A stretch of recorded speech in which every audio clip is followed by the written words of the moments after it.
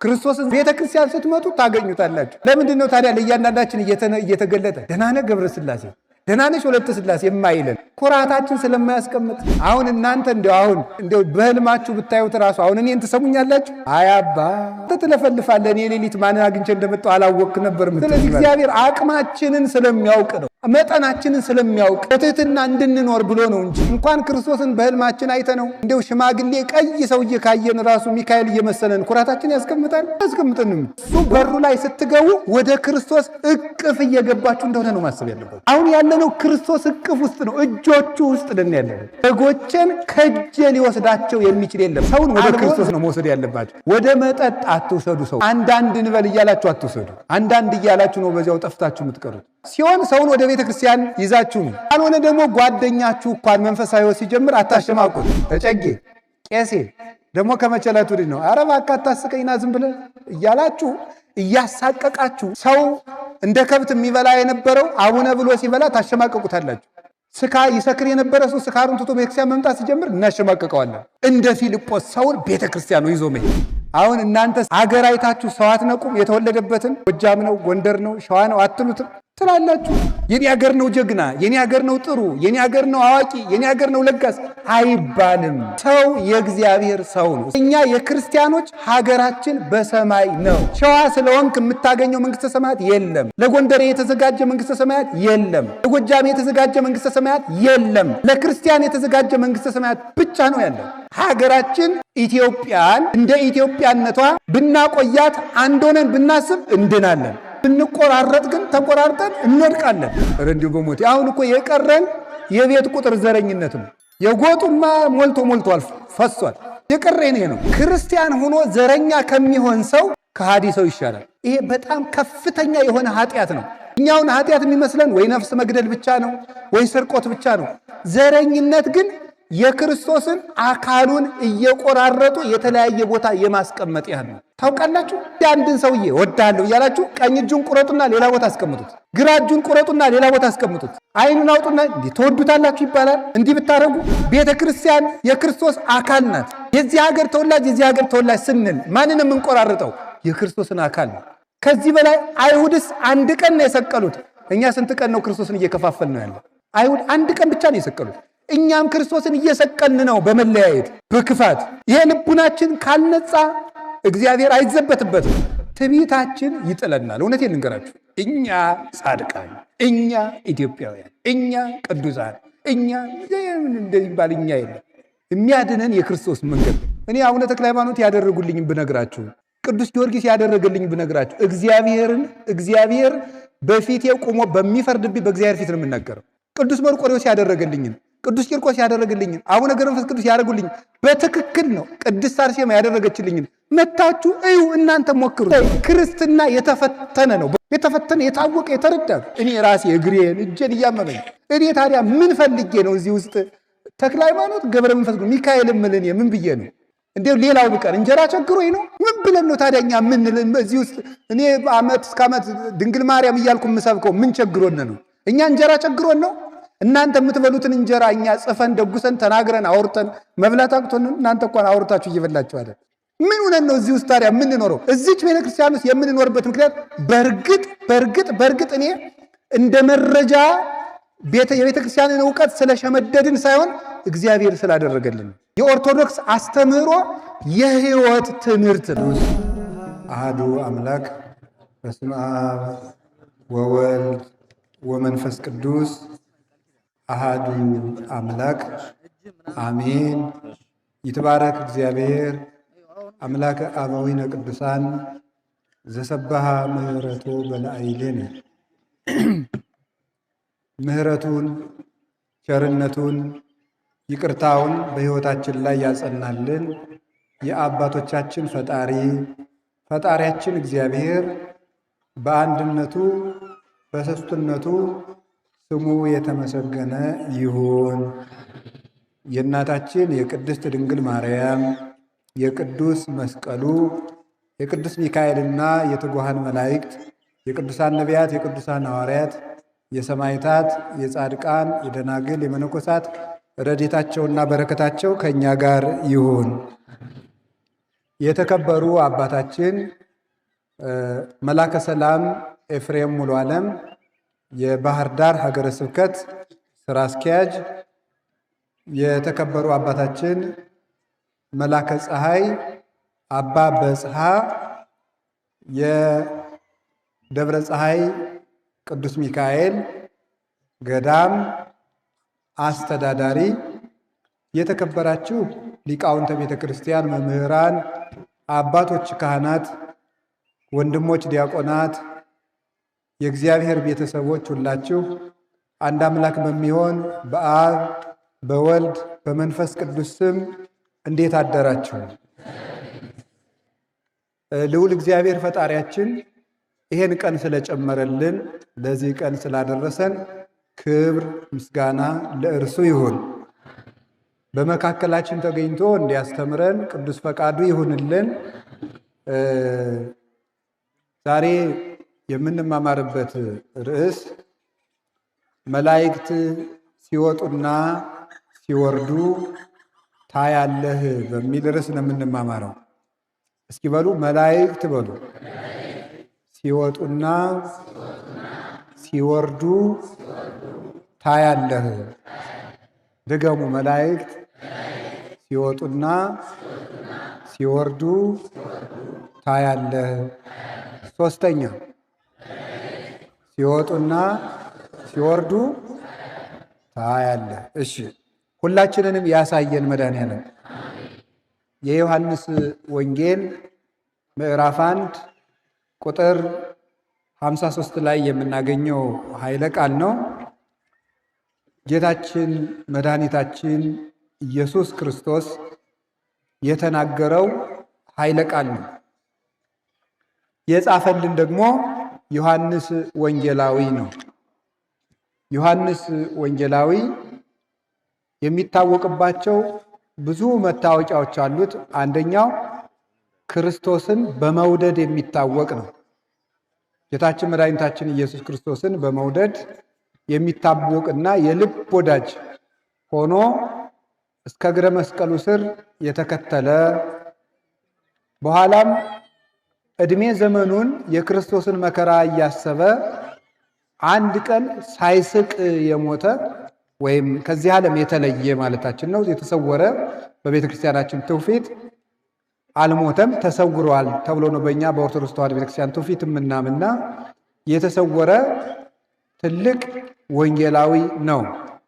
ከወንጌላትም የጌታችን የመድኃኒታችን ኢየሱስ ክርስቶስን መለኮታዊ ባህሪውን የባህሪ ጌትነቱን አብዝቶ በመጻፍ የሚታወቅ አባት የሐዲስ ኪዳን ትንቢት የሚባለውን ራእየ ዮሐንስን ከመንግሥተ ሰማያት ድረስ ገልጦ የጎበኘ ያስጎበኘ ያሳየን ዓይኑ የጠራለት ከሊቃነ መላእክት ጀርባ በላይ ወጥቶ ሕሉና ሥላሴን መጥቆ ያመሰጠረ የምስጢረ ሥላሴ የሃይማኖት ወንዝ እና ምንጭ የሆነ አባት ነው ቅዱስ ዮሐንስ ወንጌላዊ።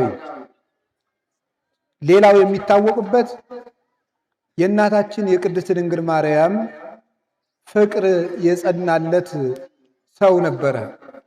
እንግዲህ እንደምታውቁት የሰው ልጅ በእግዚአብሔር አርአያና አምሳል ተፈጠረ ተብሎ ሁላችሁም ታውቁታላችሁ። የእግዚአብሔር አርአያና አምሳል ከሚባለው ውስጥ አንዱ አምሳለ እግዚአብሔር የሚባልበት ሰው አዋቂ ፍጡር መሆኑ ነው እና ፈጣሪውን እንዲያውቅ ተፈቅዶለት ነበረ። ሌላውን እውቀት ብቻ ሳይሆን ፈጣሪውን የማወቅ ጸጋ የተሰጠው ነው። የሰው ልጅ አንድነቱን ሦስትነቱን እንዲለይ የተፈቀደለት ሰው ነው። እውቀት የሰው ነው። እንስሳትም አእምሮ አላቸው፣ እኛም አእምሮ አለን። እኛና እንስሳትን ግን የሚለየን ምንድን ነው? ሰው እግዚአብሔርን መስሎ ተፈጠረ የሚባልበት ምክንያት ሰውን ያስከበረው አዋቂ ነፍስ ስላለው ነው። ክፉና በጎ የመለየት ስልጣን ያለው የሰው ልጅ ብቻ ነው።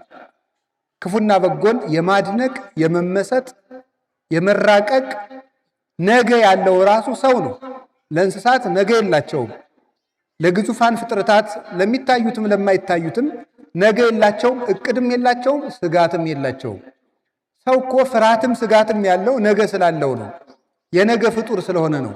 የሰማይ ቤት ስላለው ነው። እንስሳት አራዊት አይደነግጡም፣ ምክንያቱም ከሞት በኋላ ሕይወት የላቸውም፣ ነገም የላቸውም። እንስሳት ይሄይሱን እስመ አልቦሙ ደይን ዘይጸንዖሙ፣ እንስሳት ከኛ ይሻላሉ ይላል ዕዝራ ሱቱኤል። እነሱ ከሞት በኋላ ፍርድ አይጠብቃቸውምና እነሱ ፍርድ ስለሌለባቸው አይሰጉም፣ አይፈሩም፣ አያደንቁም፣ አይተቹም፣ አይሰለቹም፣ አይደነቁምም፣ አይደሰቱም፣ አያዝኑምም፣ አያለቅሱምም። እንስሳት ሰው እኮ የሚያዝነው፣ የሚፈራው፣ የሚደነግጠው፣ የሚጨነቀው ዓላማ ያለው ፍጡር ስለሆነ ነው። መዳረሻ ያለው ፍጡር ነው የሰው ልጅ። ዝም ብሎ የተቀመጠ አይደለም። ፍርሃት ራሱ የተፈጠረልን የነገ ሰዎች ስለሆነ ነው። ቀና ብለን የተፈጠርነውም ለዚያ ነው። እንስሳት ተጎንብሰው የሚሄዱት ምድር እያዩ እዚሁ ምድር ይቀራሉ እንጂ የሰማይ ሕይወት ስለሌላቸው ነው። ሰው ግን ቀና ብሎ የሚሄድበት ምክንያት ሰማያዊ ሕይወት ስላለው ነው። እንዲህ ብለን ተፈጥረናል። አእምሯችን የተከናወነ ነው። ክብራ ለነፍስ ነባቢት አእምሮ። ማር ይስሐቅ የተባለ አባት ሲናገር የሰው ልጅ ነፍስ፣ የአዋቂት ነፍስ፣ የነባቢት ነፍስ ክብሯ ዕውቀት ነው። ሰውን ከእንስሳ የለየው ዕውቀት ነው። ዕውቀት የሌለው ሰው ሰው አይባልም፣ ጎደሎ ነው። ሰው ሶስት ተፈጥሮ ነው ያለው። ታውቃላችሁ የእግዚአብሔር ቤተሰቦች፣ ሶስት ተፈጥሮ። አንደኛው ሥጋ ይባላል፣ ሁለተኛው ነፍስ ይባላል፣ ሶስተኛው መንፈስ ይባላል። ሥጋ ይሄ የምናየው ነው፣ ገዝፎ የምናየው ይሄ ከላይ የሚታየው። መንፈስ የሚባለው አእምሮ ነው። ነፍስ የሚባለው ደግሞ ተለይታ የምትሄደው ናት። ያቺ አርአያ እግዚአብሔር ሆነ። አሁን ልብ በሉ፣ ሰው የሶስት ነገሮች ግጥምጥም ነው። ከሶስት ነገር ነው ተሳክቶ የተፈጠረው፣ ከሥጋ ከነፍስና ከመንፈስ። ነፍስ የምንላት ተለይታ የምትሄደው፣ መንፈስ ጭንቅላታችን ወይም አእምሮ የሚባለው ከውስጥ ያለው የምናስብበት፣ ሥጋችን ደግሞ ሥጋ ነው። እንግዲህ ሰውነቱ ከሶስት ነገሮች የተዋቀረ ስለሆነ የሰው ልጅ ሙሉ ሰው ለመሆን በሶስት መልኩ መመገብ አለበት ማለት ነው። እንጀራ ሲበላና ውሃ ሲጠጣ ምኑን ይመግባል? ንገሩኝ እንጂ። አቤት በጣም ግሩም። ሲማር ምኑን ይመግባል? መንፈሱን። እስቲ መንፈሱ በሉ። በጣም ግሩም። ሲጸልይ፣ ሲታረቅ፣ ሲያስቀድስ፣ ሲቀድስ፣ ሲቆርብ፣ ሲጾም ምኑን ይመግባል? ነፍሱን። ጎበዞ ናችሁ ማለት ነው። በጣም ግሩም ነው። አሁን እናንተ ግን ምናችሁን ብቻ ነው የምትመግቡት? ስለዚህ ምንድን ናችሁ? ከብት ማለት እናንተን አይደለም። ይቅር በሉኝ፣ እንደው በሞቴ እንዳትቀየሙኝ ማምላክ። እውነቴን ነው እኮ። ሰው እየበላ ብቻ የሚውል ሰው ከብት ነው። እንዲህ አንተ ምንድን ነህ? እስቲ በሉ፣ ሥጋ በሉ፣ መንፈስ በሉ እንጂ። እና ምንድን ለሥጋችሁ ምን ትላላችሁ? እንሰራለን በሉ እንጂ። ለሥጋችሁ ምን ማድረግ አለባችሁ? እሺ ለመንፈሳችን እሳ እንማራለን በሉ እንጂ። ለነፍሳችን እሳ እንጸልያለን፣ እንጾማለን፣ ንስሐ እንገባለን። ሰው ስለዚህ በቀን ሶስቱን ያላደረገ ሰው አይባልም። ሰው አይደለም። አሁን እኮ ሁሉም ቢናገሩት ሆድ ባዶ ይቀራል ነው እንጂ በዓለም ላይ ሰላምም የጠፋ መስማማትም የጠፋ ችግርም የጠፋ ምን ብቻ ነው? ሥጋ ብቻ በዓለም ላይ ስለበዛ ነው። ከብት ስለበዛ ነው። አእምሮ የለም፣ መማር የለም፣ ማስተዋል የለም። ወሬ ብቻ፣ እንጀራ ብቻ፣ ምሳ ብቻ፣ ቁርስ ብቻ፣ ውሃ ብቻ፣ እንቅልፍ ብቻ። ይህ ሰው አይደለም፣ ሰው አይባልም። ይሄ ማሰብ እኮ አለብን። የሰው ልጅ እንደ ሰው እንደ ባለ አእምሮ አስቡ እንጂ ብሏል ቅዱስ ጳውሎስ። እንደ ባለ አእምሮ አስቡ እንጂ እንደ ሰው አስቡ እንጂ ተብለናል።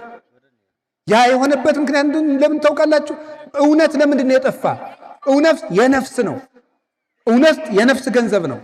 ሰው ከህሊናው ጋር ከታረቀ ዓለም በሙሉ በሰላም ይኖራል። ሰው ከህሊና እንዲያውም ቅዱስ ዮሐንስ አፈወርቅ እንዲህ ብሎ ይናገራል። በዓለም ላይ 3 ጦርነቶች አሉ። መንግስታት ከመንግስታት ጋር የሚያደርጉት፣ ህዝብ ከህዝብ ጋር የሚያደርገው፣ ሰው ከራሱ ጋር የሚያደርገው ጦርነት የከፋው ሶስተኛው ነው ይላል። ሰው ከራሱ ጋር የሚያደርገው ጦርነት ከራሱ ጋር ያልታረቀ ሰው ዓለምን ሲበጠብጥ ይኖራል። ወደ ውስጡ የማያስብ ተምሮ የማያስብ ዲግሪ ካልታሰበበት ምን ያደርጋል? ማስተርስ ካልታሰበበት ምን ያደርጋል? ፒኤችዲ ካልታሰበበት ምን ያደርጋል? ምን ያደርጋል? ሳያስቡ የኖሩ አባቶቻችን ገበሬው አይሻልም? የኢትዮጵያ ገበሬ ሊቁ ማምላክ መቼ እንደሚዘንም እንደሚያውቅ መቼ መዝራት እንዳለበት የሚያውቅ ንግግሩ ያማረ የጣፈጠ የተከናወነለት ሰርግ የሚያውቅ አልቅሶ መቅበር የሚያውቅ ደረቱን ደቅቶ የተራበ ማጥገብ የሚያውቅበት ገበሬው አይሻልም? ተምሮ ከመደንቆር መማር ካልታሰበበት ምን ያደርጋል? እንድናስብ እኮ ነው የተማርነው። ይገርማችኋል። የዘንድሮ ትምህርት ግን እንዳናስብ እያደረግን ነው። እውነቴን እኮ ነው። ሰው ከዝንጀሮ መጣ እያሉ አስተማሯችሁ፣ ዝንጀሮ አረጓችሁ። በቃ እንደዚህ ነው እኮ። ሌላ ምን አለ ማለት ነው? ሰው ከዝንጀሮ መጣ አሏችሁ፣ ዝንጀሮ ሆናችሁ ቁጭ። ሌላ ምን? ሰው ማሰብ እንደው መድኃኒዓለም እንድናስብ ይርዳል። ትናንትን እንድናስብ፣ ነገን እንድናስብ፣ ውለታ እንድናስብ ማሰብ። አፄ ኃይለ ሥላሴ አንድ ጊዜ ዘመናዊ ትምህርት ቤት የወላጆች በዓል ተገኝተው ሰኔ ላይ ያደረጉት ንግግር በመጽሐፍ ተጽፎ አንብቤው ነበረ እና ምን ብለዋል መሰላችሁ? አፄ ኃይለ ሥላሴ የወላጆች በዓል ላይ ትምህርት ሲዘጋ ተገኝተው ምን መሰላችሁ? ልጆቼ ይሄን ያህል ዓመት የተማራችሁት እንድታስቡ ነው አሏቸው። ምን እንድትሉ ነው ያሉ? እንድታስቡ። ምን እንድታስቡ አሉ? ወላጆቻችሁን እንድታስቡ፣ መምህራቻችሁን እንድታስቡ፣ ሀገራችሁን እንድታስቡ፣ እግዚአብሔርን እንድታስቡ ነው አሉ። ይህን እንድታስቡ ነው የተማራችሁት። መማር ለማሰብ ነው ብለው ተናግረው ነበር። በሞቴ እንዴት ሰው ቢያንስ በዚች ምድር ላይ 3 ሐሳቦች ማሰብ አይደለም። እኔ ከየት ነው የመጣሁት? ዌር ዲድ አይ ካም ፍሮም ማለት ይገባዋል። ሰው ከየት ነው የመጣሁት ማለት ይገባል። ቀጥሎስ ዋት አም ዱይንግ ናው፣ አሁን ምን እያረኩ ነው ማለት አለበት። ሶስተኛስ ዌር አይ አም ጎይንግ፣ የት ነው የምሄደው ማለት አለበት። ይሄንን የማይጠይቅ ሰው አይባልም። እኔ ምንድን ነኝ ማለት አለበት። እኔ ነኝ፣ የት ነው የመጣሁት? ምንድን ነኝ? ከየት ተገኘው? ማንን እመስላለሁ? ሰው ምንድን ነው ማለት። ቀጥሎስ እዚህ ምን እያደረግኩ ነው? ሶስተኛስ በዚህ አካሄዴ እንዲያው መጨረሻ ምን ይሆን ብሎ ማሰብ አለበት። አንተ ሲያስብ ነው። አባቶቻችን እኮ ምን ይላሉ? በገዳም ሩጥ ሩጥ ሲል ሩጥ አይደለም፣ ብላ ብላ ሲል ብላ፣ ተኛ ተኛ ሲልም ተኛ፣ ሂድ ሂድ ሲል ግን ምሰሶውን ይዘር ይበል ይላል። ዝም ብሎ መባከን ማለት ማሰብ። ስለዚህ እግዚአብሔር ቤተሰቦች እንድናስብ ዮሐንስ ወንጌላዊን የጠቀስኩላችሁ ከክርስቶስ ደረት ተጠግቶ ይቀመጥ ነበር ይላል። ማለት የሰው ልጅ የተፈጠረው የክርስቶስን ፍቅር እንዲያስብ ነው። የእግዚአብሔርን ፍቅር እንዲያስብ ነው። ለማሰቢያ ነው ልብ የተሰጠ። የመጀመሪያይቱ እናታችን ሔዋን ባደረገችው ጥፋት የሰው ልጅ ማሰቢያ የሌለው እንስሳ ሆነ። አያችሁ፣ ተጠግቶ ይቀመጥ ነበር ማለት የክርስቶስ ልብ ነበረው። በክርስቶስ ያስብ ነበር። አንደኛ ቆሮንቶስ ምዕራፍ 2 ላይ ቅዱስ ጳውሎስ እኛ ግን የክርስቶስ ልብ አለን ይላል። የክርስቶስ ልብ አለን፣ በክርስቶስ ነው የምናስበው ማለት ነው። እና ቅዱስ ዮሐንስ ይህንን እንዲያገኝ ያደረገችው ድንግል ማርያም በጸሎቷ የእሷ ፍቅር ስለበዛለት ከመስቀሉ ስር እሷን ስለተቀበለ ነው። ከድንግል ማርያም የተጠጋ ሁሉ ልብ ያገኛል፣ ልብ ይኖረዋል፣ አይምሮ ይጨመርለታል፣ የሰማይ ምስጢር ይገለጥላታል፣ ልጇን ያያል፣ የአይኑ ሞራ ተገፎ ይወድቅለታል። እኛም ከድንግል ማርያም ተጠግተን መድኃኔዓለምን ፊቱን ለማየት ያብቃል። ስለዚህ ምን አለ ዮሐንስ ወንጌል ምዕራፍ 1 ላይ ከዚህ የሚበልጥ ታያለህ። መላእክት ሲወጡና ሲወርዱ። ነገሩ እንዲህ ነው። ፊልጶስ የሚባል ሐዋርያ ነበር። ከ12 ሐዋርያት አንዱ ነው። ጌታ መጀመሪያ ደቀ መዛሙርቱን በሚመርጥ ጊዜ ይህ ፊልጶስ የቤተ ሳይዳ ሰው ነው። ሄደና ናትናኤልን አንተ ሙሴ በኦሪት የጻፈለትን ነቢያት ትንቢት የተናገሩለትን አይሁድ የዮሴፍ ልጅ የሚሉትን የናዝሬቱን ኢየሱስን እኮ አገኘነው አለው። ማንን አገኘነው? ንገሩኝ እንጂ። አቤት እንዲሁ በሞት ያፈርሰው። ቤተ ክርስቲያን ለምን እንደምንመጣ ታውቃላችሁ? የናዝሬቱን ማንን ለማግኘት ነው? ኢየሱስን አግኝተን ለመሄድ ነው። ቤተ ክርስቲያን የምንመጣው ለዚያ ነው። ምንም የለውም ዘመዶች። ጸለይንም ጾምንም የጾሙ ዓላማ ስጋን ለመቅጣት የመብል አድማ አይደለም፣ ክርስቶስን ለማግኘት ነው። አንዳንድ ሰው ጾሙን ይጾማል፣ እየጾመ ደግሞ ሰው ጋር በዱላ ይገጥማል። አይገርማችሁም? ምን እያረክ ነው ሲሉት እየጾምኩ። አንዱን ጧት በጥፊ ጠርቅሞ መጥቶ በ6 ሰዓት እንጀራ ብላ ሲለው አይ ሰዓት ገና ነው ይላል። ኧረ ተው እንጂ። ቅዱስ ዮሐንስ አፈወርቅ ምን ይላል? አንተ ሰውዬ እንጀራ እምቢ ብለህ ግን የሰው ስጋ ትበላለህ ይላል። እንጀራ እምቢ ብለህ የሰው ስጋ ትበላለህ። ሰውን ማማት ቁርጥ ማድረግ። እንደው የዚህ ዘመንማ ደግሞ ዘመናዊ ሐሜት ነው የመጣው። እንዴት ያለ ሐሜት ነው! የቤተ ክርስቲያን አባቶችን ጭምር ቁርጥም አድርጎ የሚያማ ማለት ነው። እስከ ሰማይ ድረስ ከፍ ያለ አፍ ማለት ነው። እንደዚያ ነው። ጾምንም ጸለይንም አስቀደስንም ኢየሱስ ክርስቶስን ለማግኘት ነው። ምንም የለውም። ሰው በተክሊል የሚያገባው ኢየሱስ ክርስቶስን ለማግኘት ነው። ሰው የሚመነኩሰው ኢየሱስ ክርስቶስን ለማግኘት ነው። ሰው የሚቆርበው ኢየሱስ ክርስቶስን ለማግኘት ነው። ሰው የቅዱስ ሚካኤልን በዓል የሚያከብረው ኢየሱስ ክርስቶስን ለማግኘት ነው። ቅዱስ ሚካኤል ወደ ኢየሱስ ክርስቶስ እጃችንን ስቦ ወስዶ እንዲያደርሰን ነው። አርሴማን የምናከብራት ወደ ኢየሱስ ክርስቶስ እንድታደርሰን ነው። ገብረ መንፈስ ቅዱስን የምናከብር ወደ ኢየሱስ ክርስቶስ እጃችን ስበው እንዲያደርሱን ነው። እንደ ፊልጶስ ገብረ መንፈስ ቅዱስን የምናከብራቸው እጃችን ጎትተው ከክርስቶስ እንዲያደርሱን ነው።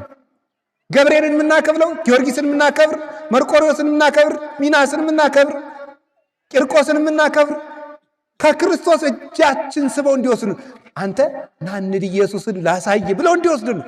ፊልጶስ ናትናኤልን እንደወሰደው እኛንም እየጎተቱ ወስደው ወደ ክርስቶስ እንዲያደርሱን ነው። ዛሬ የቅዱስ ሚካኤል በዓለት የተሰበሰብነው ዘመዶቼ ቅዱስ ሚካኤል እጃችን ስቦ ከክርስቶስ እንዲያደርሰን ነው። ዓላማው ይሄ ነው። የጽድቅ መስፈርት ለማሟላት አይደለም። መንግሥተ ሰማያት ለምትባል ሀገር ወረፋ ለመያዝ አይደለም። ለመመዝገብ አይደለም። መስፈርት ለማሟላት አይደለም። የመጣ ነው ክርስቶስን ለማግኘት። እስኪ በሉ ንገሩኝ እንጂ አንዳንዶቻችሁ ቤተክርስቲያን መጣችሁ ሲጋራ ሲያጨስ ያያችሁትን፣ ሲሰክር ያያችሁት፣ ሲያመነዝር ያያችሁት ድንገት እንደው አንድ ቀን ቤተክርስቲያን ብሎ ሲሳል ወይ ጉድ ወይ መሰንበት እንትናም ደግሞ መጣ ትላላችሁ እናቶች። እንዴ ምን ጨነቀ? አንተ ማን ወጣ ማን ገባ ልትል መጣሃል? ማንን ፈልጋችሁ ነው የመጣችሁት? ክርስቶስን ፈልገን። ሰው የፈለገውን ያድርግ። አንዳንዱ ስግደት ይሳሳታል፣ አንዳንዱ ማማተብ ይሳሳታል፣ አንዳንዱ ይወጣል ይገባል፣ አንዳንዱ በቅዳሴ ጊዜ ይቀመጣል፣ አንዳንዱ ያቋርጣል፣ አንዳንዱ ያወራል። ዝም ብለህ አንተ እነዚያ ምንም ይበሉ ዞር አትበል። ክርስቶስን ፈለጋ የመጣች ነፍስ ክርስቶስን ብቻ እያሰበች ትቆማለች። ካህናቱም ቢሆን ዲያቆናቱም ቢሆን ቄሶቹም ቢሆኑ መርጌቶቹም ቢሆኑ ክርስቶስን ፍለጋ ነው የመጡት። እንዲህ አይባልም። ዞር አይባልም። ቤተ ክርስቲያኑ ክርስቶስን ፍለጋ ነው። ወሬ አይወራም። ስልካችሁንም ዘግታችሁት ነው ሄሎ ቅዳሴ ላይ ነው የረተው እንዲህ ያለ ቅዳሴ አለ እንዴ? ቅዳሴ ላይ ነኝ ጥጋባችሁ እኮ። አሁን እንዲያው እስኪ ፍርድ ቤት ቆማችሁ አያርግባችሁ፣ ግን መድኃኒዓለም ከክስ አያድርሳችሁ። እንዲያው ፍርድ ቤት ግን ቆማችሁ እያናገራችሁ ስልካችሁን አውጣችሁ ሄሎ ጓደኛዬ ፍርድ ቤት ላይ ነህ ትላለህ። በፖሊስ ጆሮህን ብሎ እንደሚያሳስር ስለምታውቅ እዚያማ እውነት ነው ክቡር ፍርድ ቤት፣ እውነት ነው ክቡር ፍርድ ቤት። እውነት ነው ክቡር ፍርድ ቤት ነው የምትል እዚያማ ማለት ነው። እዚያ እንደዚህ ነው። እኛ እዚህ ግን ክርስቶስ ሲፈርድ ስለማናየው በክርስቶስ ዳኝነት ፊት ቆመን እዚህ እንቀልዳለን። ክርስቶስ እኮ እዚህ አለ ዘመዶች፣ ሩቅ እንዳይመስላችሁ። የሆነ አባታችን ወይ በሰማይ የምትኖር ስምህ ይቀደስ ስንለው ጊዜ እዚያ ላይ አይቆሞ እኛን እንደዚህ ዘቅዘቅ ቀርቆ አይ እነዚህ ልጆች እያለ የሚያየን መሰላችሁ? እዚህ እኮ ነው ያለው መድኃኔዓለም እኛ ጋር ነው ያለው። እውነቴን ነው የምነግራችሁ። እሱ ቸር ቅርብ፣ ያደፉ ሰዎች ሁሉ ሄደው ሲታጠቡበት የማይደፈርስ ውሃ ክርስቶስ እኮ ነው። የተራቡ ነፍሳት ሁሉም በልተውት የሚጠግቡት ክርስቶስ እኮ ነው። ለደካሙት ለአንካሶች ሂዶ ምርኩዝ የሚሆናቸው ክርስቶስ እኮ ነው። ምርኩዛቸው አይምሮ ለሌላቸው ዕውቀት የሚሆናቸው ክርስቶስ እኮ ነው። ሰው የማይንቅ ከታሰሩት ጋር አብሮ የሚታሰር፣ ከተናቁት ጋር አብሮ የሚናቅ፣ ከተራቡት ጋር የሚራብ እሱ ክርስቶስ እኮ ነው። አብሮን እኮ ነው ያለ፣ ሩቅ አይደለም። እግዚአብሔር ከኛ ጋር ክርስቶስን ፍለጋ ነው የመጣ ነው። ኢየሱስ ክርስቶስን ማንን አገኘነዋል? ኧረ በሞት ይበሉ። አቤት ኢየሱስ ክርስቶስን በሉ እንጂ ሁላችሁ በሉ፣ የናዝሬቱን በሉ ኢየሱስ ክርስቶስን በሉ እንጂ ምን አለው? አሁን ዛሬ አግኝታችሁታል። ታምናላችሁ አታምኑ? አዎ ክርስቶስን ዛሬ አግኝተነዋል። ቤተ ክርስቲያን ስትመጡ ታገኙታላችሁ። ለምንድን ነው ታዲያ ለእያንዳንዳችን እየተገለጠ ደህና ነህ ገብረ ሥላሴ፣ ደህና ነሽ ወለተ ሥላሴ የማይለን? ኩራታችን ስለማያስቀምጥ። አሁን እናንተ እንደው አሁን ክርስቶስን እንደው በህልማችሁ ብታዩት ራሱ አሁን እኔን ትሰሙኛላችሁ? አይ አባ አንተ ትለፈልፋለህ፣ እኔ ሌሊት ማንን አግኝቼ እንደመጣሁ አላወቅክ ነበር የምትሉኝ ማለት። ስለዚህ እግዚአብሔር አቅማችንን ስለሚያውቅ ነው፣ መጠናችንን ስለሚያውቅ በትህትና እንድንኖር ብሎ ነው እንጂ እንኳን ክርስቶስን በህልማችን አይተነው እንደው ሽማግሌ ቀይ ሰውዬ ካየን ራሱ ሚካኤል እየመሰለን ኩራታችን ያስቀምጣል? አያስቀምጥንም። በግራ በቀኝ እንደዚህ የሚመጣው የክርስቶስ እጅ ነው የሚወክለው። በግራ ያለው የእሱን እጅ ነው የሚወክለው። እሱ በሩ ላይ ስትገቡ ወደ ክርስቶስ እቅፍ እየገባችሁ እንደሆነ ነው ማሰብ ያለባችሁ። አሁን ያለነው ክርስቶስ እቅፍ ውስጥ ነው፣ እጆቹ ውስጥ ነን ያለነው። ዮሐንስ ወንጌል ምዕራፍ 10 ላይ እንደነገረን በጎቼን ከእጄ ሊወስዳቸው የሚችል የለም፣ አልቦ ዘይሃይደኒዮን፣ ከኔ የኔን በጎች ከኔ አውጥቶ የሚጥል የለም ይላል። የናዝሬቱን ኢየሱስን እኮ አገኘነዋልና ይዞት ሄደ። ሰውን ወደ ክርስቶስ ነው መውሰድ ያለባቸው። ወደ መጠጥ አትውሰዱ። ሰውን እና አንዳንድ እንበል እያላችሁ አትውሰዱ። አንዳንድ እያላችሁ ነው በዚያው ጠፍታችሁ የምትቀሩት። ሰውን ለመጠጥ እናንተ ሲሆን ሰውን ወደ ቤተ ክርስቲያን ይዛችሁ ነው። ካልሆነ ደግሞ ጓደኛችሁ እንኳን መንፈሳዊ ሕይወት ሲጀምር አታሸማቁት። እጨጌ ቄሴ ደግሞ ከመቸለቱ ልጅ ነው። ኧረ እባክህ አታስቀኝና ዝም ብለህ እያላችሁ እያሳቀቃችሁ ሰው እንደ ከብት የሚበላ የነበረው አቡነ ብሎ ሲበላ ታሸማቀቁታላችሁ። ይሰክር የነበረ ሰው ስካሩን ትቶ ቤተክርስቲያን መምጣት ሲጀምር እናሸማቀቀዋለን። እንደ ፊልጶስ ሰውን ቤተክርስቲያን ነው ይዞ መሄድ። ናማ ኢየሱስ ክርስቶስን አገኘነው አለው። የወሰደና አንተ አለው ቦኑ ይትካሃል ከመ ብእሲ ሄር ይጻ እምናዝሬት፣ ከናዝሬት ደግ ሰው ሊወጣ ይችላል አለው። እስቲ በሉ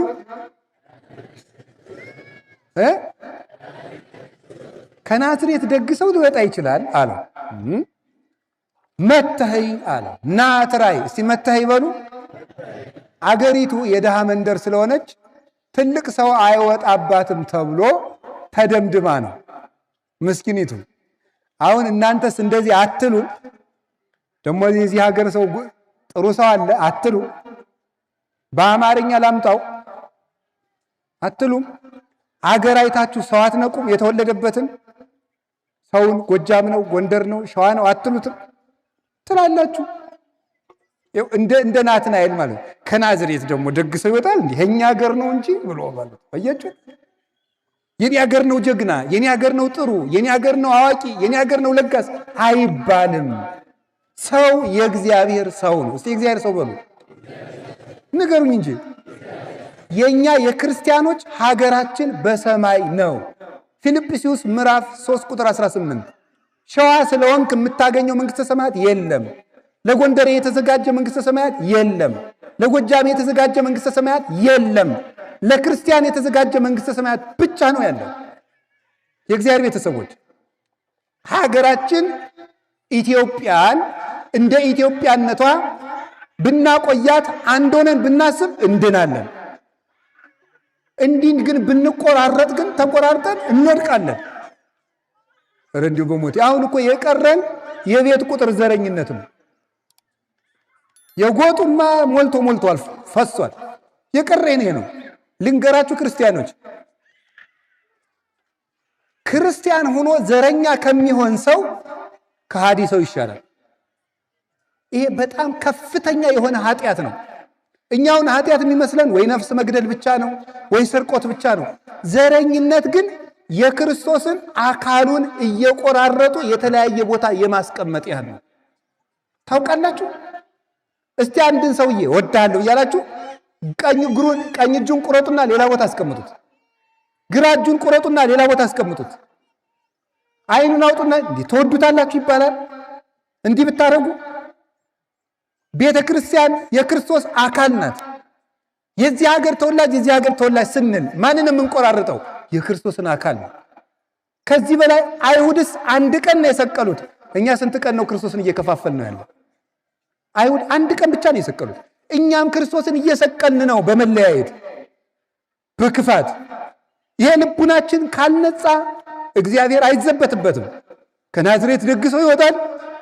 እንዲሁ ከቃሉ ጋር ናቸው። እግዚአብሔር ሁላችን ጋር ይሁን።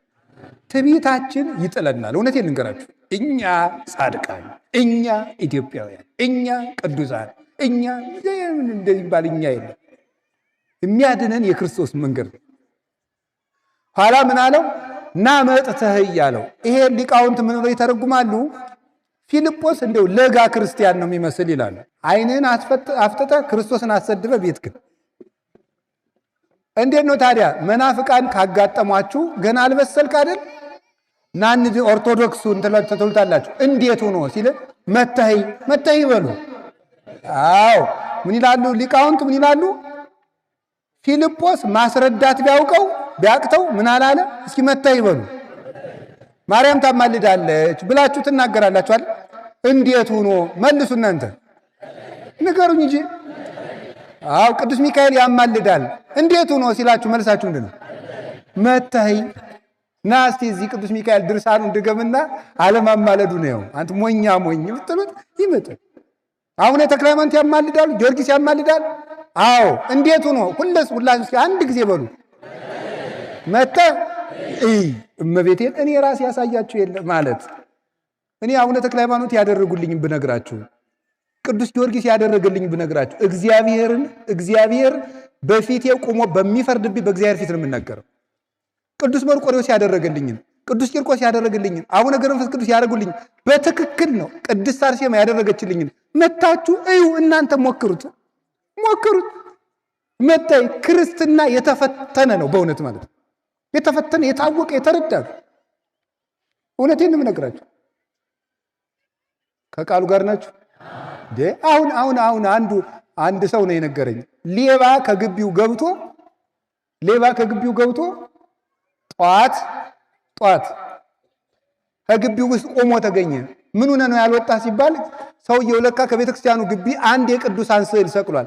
እኒህ ሰውዬ አልሰደኝ ብለው ነው ያለ ሌባው ማለት አላንቀሳቀሰኝ ብሎ አሁን ድረስ ይደረጋል። ሁላችን ተፈውሰናል በቅዱሳን ጸበል። እኔ ራሴ እጄን እያመመኝ ያየሁትን ነው። እኔ ታዲያ ምን ፈልጌ ነው እዚህ ውስጥ ተክለ ሃይማኖት ገብረ መንፈስ ቅዱስ ሚካኤል ምልን ምን ብዬ ነው እንዴው? ሌላው ቢቀር እንጀራ ቸግሮኝ ነው እንዴ? ምን ብለን ነው ታዲያ እኛ ምን እዚህ ውስጥ እኔ ዓመት እስከ ዓመት ድንግል ማርያም እያልኩ የምሰብከው ምን ቸግሮን ነው? እኛ እንጀራ ቸግሮን ነው? እናንተ የምትበሉትን እንጀራ እኛ ጽፈን ደጉሰን ተናግረን አውርተን መብላት አቅቶን፣ እናንተ እንኳን አውርታችሁ እየበላችሁ አይደል? ምን ሆነን ነው እዚህ ውስጥ ታዲያ የምንኖረው? እዚች ቤተክርስቲያን ውስጥ የምንኖርበት ምክንያት በእርግጥ እኔ እንደ መረጃ የቤተ ክርስቲያንን ዕውቀት ስለሸመደድን ሳይሆን እግዚአብሔር ስላደረገልን። መጥተህ በሉ ንገሩኝ። ስለዚህ በዚህ በየቲክቶኩ በየፌስቡኩ አትዳረቁ ከነሱ ጋር። ኦርቶዶክሲ ቴዎሎጂ የሚባለው ፕራክቲካል ቴዎሎጂ ነው። የኦርቶዶክስ አስተምህሮ የህይወት ትምህርት ነው። ኑረው የሚያገኙት ነው። እዚህ አንድ ጥቅስ እየሸመደድክ አትሩጥ። የታይዋ እግዚአብሔር የሚገኘው በመኖር ነው። አንዲት ጥቅስ ማርያም ታማልዳለች። ሞኝ እንኳን ማርያም እኔ ያማልዳለሁ። ምን ማለት ነው? ምን ማለት ነው? አንድ ክርስቲያን ያማልዳል። ታውቃላችሁ? አንድ ክርስቲያን ለባልንጀራው ቢጸልይ ያማልዳል አያማልድም? አንድ ምዕመን ማለት ወንድም ሆነ ሴትም ሆነ እኔ ብቻ አይደለም እኮ አንድ ክርስቲያን ለባልንጀራው እግዚአብሔርን ቢለምን ከእግዚአብሔር ያማልደዋል። የቅዱሳን ፍጹም ነው፣ ነውር የለበትም። የኛ ግን ኃጢአት የተቀላቀለበት ነው። ለባልንጀራችን ብንጸልይ ከነ ነውራችን፣ ከነ ድክመታችን፣ ከነ ክፋታችን፣ ከነ ርኩሰታችን ነው እኛ ብንጸልይ። ድንግል ማርያም ግን ንጹሕ አእምሮዋን ይዛ ነው የምትጸልየው። ማንም ሰው ለባልንጀራው የሚጸልይ ባልንጀራውን ከስህተት የሚመልስ ቢኖር እሱ የእግዚአብሔርን ድነት ገንዘብ ያደርጋል ተብሎ አንደኛ ያዕቆብ መልእክት ምዕራፍ 5 ላይ ተጽፎልናል። ለባልንጀራችን ሁላችንም መጸለይ እንችላለን። አይገርማችሁም? መታይ በሉ። ልክ ምን አላችሁ? መታይ። በቃ እኔ ወንድሜ አርሴማ ምን አድርጋልህ ነው ቢለ መታይ። እኔም አንዳንድ ሰው ሰምታችሁ አታውቁም? የተሰማኝን ደስታ ልነግርህ አልችልም የሚል ሰው ሰምታችሁ ታውቃላችሁ? እንደዚያ ነው። እኔ ልነግርህ አልችልም። መታይ ዝም ብለህ ተማር። መታይ በተግባር ተመልከት እግዚአብሔርን። ኤልሳ የድሃይቱን ቤት ሲሞላላት፣ ልጇን ሲያስነሳላት፣ ኤልያስ የሞተ ሲያስነሳ፣ ባዶ ማዲጋ ሲሞላ መታይ። ልክ ተመልከት። መታይ ጳውሎስ እንኳን በአካሉ በጨርቁ ጫፍ ሙት ሲያነሳ ና መታይ። እንኳን በጨርቅ ጴጥሮስ በጥላው በረጅሙ ጥላ ሙት ሲያነሳ መታይ ና መታይ አለው። ስለዚህ ደካማ ክርስቲያን ጭቅጭቅ አይገጥምም። ክርክር የሚፈልግ ሰው ሰይጣናዊ ነው። እናንተ እዚያ ውስጥ አትግቡ። ለመምህርነትም አልተሾማችሁም። ሀብተ መንፈስ ቅዱስ የመከራከር ጸጋ ያልተሰጠው ሰውም አይከራከርም። እንደ መከራከር የሚችለው እንደ እስጢፋኖስ የመንፈስ ቅዱስ ሀብት ያደረበት ሰው፣ የተማረ ሰው፣ ምስጢር ያደላደለ ሰው ነው። ገባችሁ? አሁን አንድ ሰው ስለ ኢንጂነሪንግ ሳይመረቅ የዚህ ቤት ዲዛይን ቢለኝ እኔ አርፈ ቁጭ በል ነው የምለው። ምን የሚሉ ቀልድ ነው? ሳይክል ነድቶ የማያውቅ ሰውዬ የመንጃ ፈቃድ ልስጥ ቢለኝ እኔ ይሻልልም ትላላችሁ? ያልተማረውን ወዴት ብሎ ነው የማየው? አዲስ አበባ ግቢ ውስጥ ዝም ብሎ ወይም ትልቅ ከተማ ውስጥ እየበላ ያደገ ልጅ ጤፍና አዘራር ሊያስተምር ብለኝ በዝም ብለህ ሻይ ፈልገህ ነው ዳቦ ቁርስ ልስጥ ነው የምለው። ሰው ያላወቀውን አያስተምርም። ባላውቃችሁ ጉዳይ አትጨቃጭቁ። እንዲህ ነው አትበለው። ማርያም እንዲህ ናት፣ ሚካኤል እንዲህ ነው ብላችሁ ና አንድ የበሉ ሁላችሁ መጥተህ ምን በል እይነ ስለ ክርስቶስም ቢሆን ሰዎች ቢናገሯችሁ እንዲህ ነው ብላችሁ እና ክርስቶስን መጥተህ እየው። ይቺ ቤተ ክርስቲያን ቅድስት ክብርት አሐቲ እንደሆነች እና ጸልየባት፣ ኪዳን አስደርሰባት፣ አስቀድሰባት፣ ቆርበህባት እና መጥተህ እይ በሉ። ወሰደው። ሲወስደው ምን አደረገ መሰላችሁ? ከቃሉ ጋር ናችሁ? ማሳየት ከመናገር ምን ይበልጣል? እስኪ ንገሩኝ። አቤት ማሳየት። እናንተ አሁን እዚህ የተሰበሰባችሁት ሁሉ ልጆቻችሁ ጥሩ ልጆች ሆነው እንዲያድጉ ትፈልጋላችሁ? አቤት አዎ። ግን ልጆቹ የሚፈልጉት ምን እንደሆነ ታውቃላችሁ? ማየት። እስኪ ማየት በሉ። ከምታቆርቧቸው በላይ ምንድን ነው የሚፈልጉት እነሱ? ምን እነሱን ብቻ ከማቁረብ ይልቅ ምንድን ነው ማየት የሚፈልጉት? ስትቆርቡ ማየት ነው። ቆይተው ከፍ ሲሉናል አባባ እማማ ግን ልጆች ብቻ የምንቆርብ ለምንድን ነው ይላሉ። ከፍ ሲሉ ማለት ነው። ከመናገር ማሳየት ነው የሚበልጠው። ልጆች እንደዚህ ነው። ስገድ ከምትለው ሰግድ አሳየው ልጁን። ከዛ ይሰግዳል አብሮ ማለት ነው። አላያችኋቸው? ልጆች የሚያደርጉትን ነው የሚያውቁ። እንደውም አንድ መጽሐፍ እየተመለከትኩ ነበረ። በተለይ ልጆች ከ2 ዓመታቸው ጀምሮ እስከ 7 ዓመት ድረስ የዘመናቸውን ሐሳብ ሁሉ የሚጥሉበት ጊዜ ነው። አሁን የ2 ዓመት ልጅ ዝም ብሎ ቀዥቃዣ ስለሆነ የማይሰማ ነው የሚመስላችሁ። ሁሉን ነገር ነው የሚሰሙት። ሁሉን ነገር እዚያ ላይ ካበላሻችኋቸው እዚያ በኋላ እንደተበላሹ ነው የሚቀሩት። ልፋት ይጠይቃሉ። 2 ዓመት ጀምሮ ጥንቃቄ የምታደርጓቸው ነገር የማይሰሙ ይመስሏቸዋል፣ ይሰማሉ። የማያዩ ይመስሏቸዋል፣ ያያሉ። እየቃዡ ሁሉ ነው የሚያዩት ልጆቹ። የዚያ ጊዜ ማሳየት ወስዶ ክርስቶስን አሳየው። ከዚያ በኋላ ናትናኤልን ጌታ ሲያየው ምን አለ መሰላችሁ? ነዋ ዘበአማን እስራኤላዊ ዘአልቦ ጽልሁት ውስተ ልቡ፣ በልቡናው ክዳት ሽንገላ የሌለበት እውነተኛው እስራኤላዊ ገናሁን መጣ አለ ጌታ። እውነተኛው እስራኤላዊ ገናሁን መጣ። እሱ ክርስቶስን ለማየት ከመምጣቱ በፊት ክርስቶስ ግን እሱን እያየው ነበር። ከዚያ በኋላ ናትናኤል እውነተኛ እስራኤላዊ በልቡናው ሽንገላ የሌለበት፣ ሽንገላ የሌላባቸው ሰዎች እግዚአብሔር ነው ያሉ። ሽንገላ ማለት በአፍ ሌላ በልብ ሌላ ነው። እሱ ክፉ ኃጢአት ነው። የእግዚአብሔር ቤተሰቦች ሰውን ስትወዱት ከልባችሁ ወይ ውቀሱት ወይ ተከራክራችሁ ታረቁት፣ አስረዱት። በአፍና በልብ ግን አትለያዩ። እኛ ቤትም ይሄ ሳይመጣ አይቀርም ወደኛ ወደ ቄሶቹ ማለት ነው። ጤና ይስጥልን መምህሬ እንደምን አሉ። በውስጡ ግን መድኃኔዓለም ቢደፋ ሊለው ይችላል። እንደዚህ ያለ ይሄ በጣም አውሬ የሆነ ኃጢአት ነው። ይሄ ከባድ ነው። የእግዚአብሔር ቤተሰቦች እንቅልፋም ልትሆኑ ትችላላችሁ፣ ሆዳምም ልትሞሉ ትችላላችሁ፣ ለፍላሜም ሆናችሁ ሊሆን ይችላል። እግዚአብሔር ያስተካክለን ሁላችንንም። ተንኮለኛ ግን አትሁኑ። እንደው በሞቴ ተንኮለኛ ሰው አይድንም። አደራችሁን ተንኮለኛ አትሁኑ። ተንኮል ማለት የሰውን ሰው ወደ አንተ ሊያቅፍ ሲመጣ አንተ መንገድ ላይ ገብቶ የሚሞትበትን ጉድጓድ ቆፍረ አፈር አልብሰ መጠበቅ ነው። እንደዚህ ያለ አትሁኑ። በላይም በውጭም አንድ ሁኑ።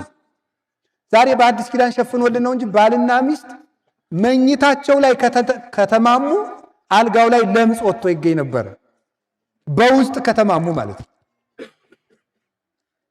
ስለዚህ የእግዚአብሔር ሰዎች ሽንገላ አትያዙ። እግዚአብሔር የሚፈልገው ምንድነው? ንጹህ ልብ ነው የሚፈልገው። ሌላ ምንም አይፈልግም። ጥላ አይቸግረው፣ ሳንቲም አይቸግረው፣ ጧፍ አይቸግረው፣ ብር አይቸግረው፣ እግዚአብሔር ሰው አይቸግረው፣ ቤት አልቸገረው። እግዚአብሔር የሚፈልገው ተንኮል የሌለው ልብ። ከተንኮል ያድነን መድኃኔዓለም። እውነተኛው እስራኤላዊ ገናዊ መጣ አለው። ከዛ ናትናኤል ይኸው መሰከረ። የት ታውቀኛለህ? እውነተኛው እስራኤላዊ ብሎ ክርስቶስ ሲያመሰግነው የት ታውቀኛለህ? ምስጋናን ዝም ብሎ መቀበል አይገባም። አንዳንድ ሰው ሲያመሰግናችሁ አንተ እኮ ጥሩ ነህ ሲላችሁ አትሽሞርሞሩ፣ አትበሉ። ምን ነው ጥሩ? ወዴት ታውቀኛለህ አንተ ሲጀመር ማለት ይገባል። በምስጋና ቁልፍ የልባችሁን ቤት ከፍተው ሐሳብ ሰርቀው የሚወጡ ሰዎች አሉ። አመስግነው ማለት ነው። ሰማችሁ? ምስጋና ይጎዳል። ሁላችሁም ምስጋና አትውደዱ፣ ወንዶችም ሴቶች። ምስጋና መውደድ በጣም አስቸጋሪ ነገር። ምስጋና ዝም ብላችሁ ቁጭ ብላችሁት። አብዛኛው ሌባ አመስግኖ ነው የመጣው፣ እያመሰገነ። ሰው ከመሬት ተነስቶ ካመሰገነ ነገር አስቧል ማለት ነው። ከመሬት ተነስቶ እንዲሁ ሳታውቁት ምናችሁንም ሳያውቅ ዝም ብሎ አንድ ሰው እንዲህ ነው እንዲያ ነው ካለ ፍልጢ ማለት ይገባል። ለይ ማለት ነው። አዳምን ሂዶ የሰማይና የምድር ንጉሥ አዳም ደህና ነህ አለው እባብ። ወንድሜ ለይ፣ የሰማይ ንጉሥ ማን ነው አለው? እግዚአብሔር ነው። ምስጋናን ማመስገን ጥሩ ነው። በነገራችሁ ላይ መመስገን ግን አትፈልጉ። ሰውን አመስግኑት፣ ጉልበት ያገኛል የሰው ልጅ። ሰው አያርጎ ምስጋና ጉልበት የሚሆነው ይገርማችኋል እኮ። አሁን የታመመውን ሰውዬ ታሞ እንደተኛ ጎበዝ ነህ አንተ፣ እኔ እኮ ገና ጉንፋን ሲይዘኝ ነው እንደው ለአንደኛው ጠቅልል ብዬ የምተኛ፣ አንተ እኮ እንዴት አድርገህ ቻልከው ስትሉት አዎ ይላል። ደስ ይለዋል፣ ይነቃል፣ ጉልበት ያገኛል። ሰውን እያመሰገኑ ማበርታት ጥሩ ነው፣ በቅንነት ማለት ነው። ሕፃናት አላያችኋቸው ምስጋና እንዴት እንደሚሰራ? እቤት የእናታቸውን ስኳር ይደፉታል። አይጨግነው ጎበዝ ሲሉት ምን አባቱን ይሄ ደንባራ ካልወጥ እሪ ይላሉ። ሲያመሰግኑት ግን እግሩ ቢሆን እየደማም ቢሆን ይስቃል። ምስጋና ጉልበት አለው። ሰው እኮ በዚህ በገጠሩ ጭቃ ላይ ወድቆ መጀመሪያ ሰዎች ምን እንደሚሉ ዞር ብሎ ነው የሚያየው። እግሬ ምን ሆኗል አይደለም የሚለው፣ ሰዎች ምን ይሉኛል ነው የሚለው። አይገርማችሁም? ሰው ምስጋና ይፈልጋል። ስለዚህ በአግባቡ ስጡት። በአግባቡ ሳናውቅ አይደለም፣ አውቀን በትክክል የሰው ልጅ በሰራው ስራ። ሰው የሰራውን ስራ ደግሞ አለማመስገን ምቀኝነት ነው። ደግሞ የሚሰራን ሰው አመስግኖ ጉልበት መሆን፣ አይዞ በርታ፣ አንተ እኮ እንዲህ ያደረክ ማለት። እናንተ ምስጋና አትቀበሉ፣ ሰዎችን ግን በአግባቡ አመስግኗቸው። ናትናኤል የታውቀኛለህ አለው። ጌታን እኮ ነው። ለዚያው ምን አለው? እምቅድመ ይጸውዕከ ፊልጶስ ርኢኩ ከምታይተ ዕፀ በለስ። ፊልጶስ ሳይጠራ ከበለስ ስር አውቃለሁ። እስቲ ከበለስ ስር እያየሁ ነበር በለው። ከምን ስር? ከበለስ ስር። በአጭር ቃል አንዷን ትርጉም ብቻ ነው የምንገራችሁ። በለስ የተባለ ኃጢአት ነው። በለስ ቅጠሉ ሰፋፊ ነው። ኃጢአት ተንሰራፍታብህ አይቻለሁ እያለው ነው።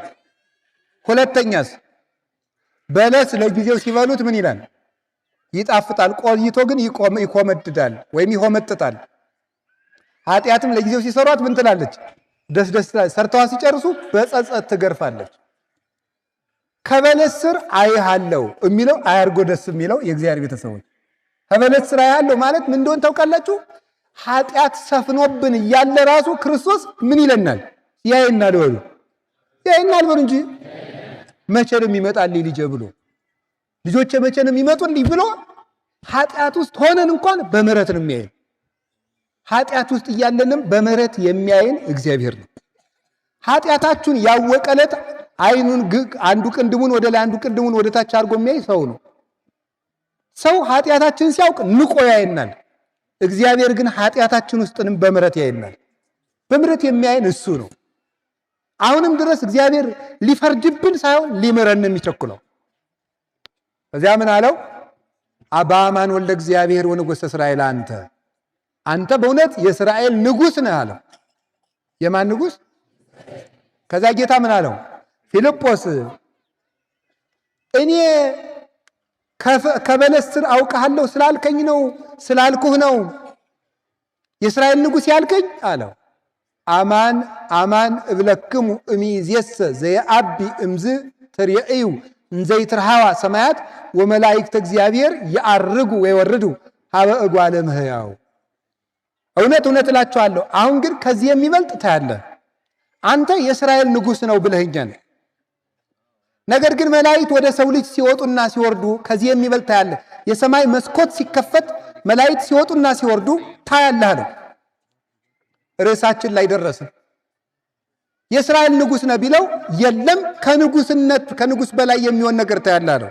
አንተ የእስራኤል ንጉሥ ነህ ቢለው ከዚህ የሚበልጥ ታያለህ አለው። ምን ማለት ይመስላችኋል? ሰው የሆነው አምላክ የመላእክት ንጉሥ ነው። እስኪ አንድ ጥያቄ ልጠይቃችሁ።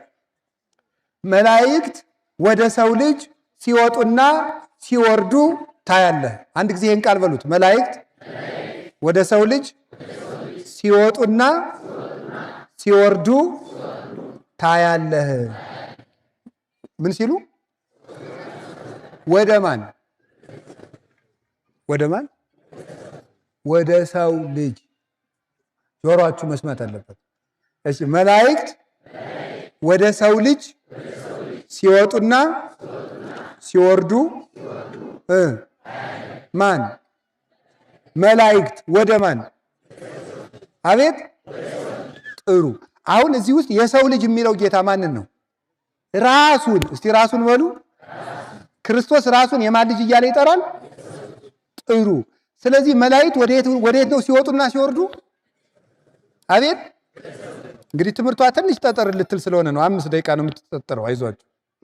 ወደ ሰው ልጅ ሲወጡና ሲወርዱ የሰው ልጅ ያለው ጌታ ማንን ነው? አቤት። ምክንያቱም ራሱን ሁልጊዜ ጌታ ማን እያለ ያስተምረዋል? የሰው ልጅ። ከማን ስለተወለደ? አንድ ሐሳብ ልንገራችሁ። አሁን ገሊ አንድ ሰው መጥቶ እኔ የሰው ልጅ ነኝ ቢል እና ማን ምንድነው ብሏል አትሉትም?